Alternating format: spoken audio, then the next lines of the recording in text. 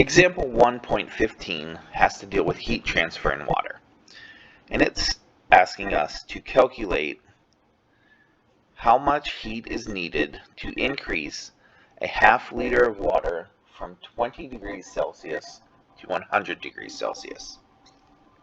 In order to figure that out, we need to use the equation heat is equal to the mass of the water times the specific heat of water times the change in the water's temperature.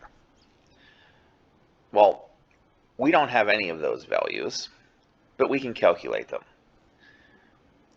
In order to find the mass, we need to use the density equation. Density is equal to mass divided by volume. If we rearrange that, we can have mass is equal to density times volume. Now, we know that we have a volume of half a liter, which is equal to 500 milliliters. Remember, to figure that out, you multiply liters by 1,000 milliliters per liter. So we have a volume of 500 milliliters. We of course know the density of water is 1 gram per milliliter, and multiplying that by 500 milliliters gives us a mass of 500 grams. Now the specific heat of the water we can look up, and it's in your notes on a table up above. It's also in your book, and we can find that the specific heat of water is 1 calorie per gram degrees Celsius. So we need this for our equation, we need this for our equation, and the last thing we need is the change in temperature. So change in temperature is equal to final temperature minus initial temperature.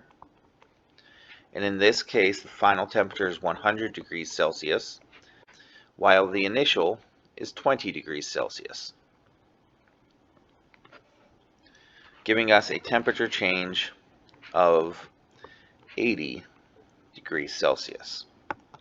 So I guess technically that star should be over here. Those are the three values that we need for our equation. From there, finding the heat is as simple as substituting those values in.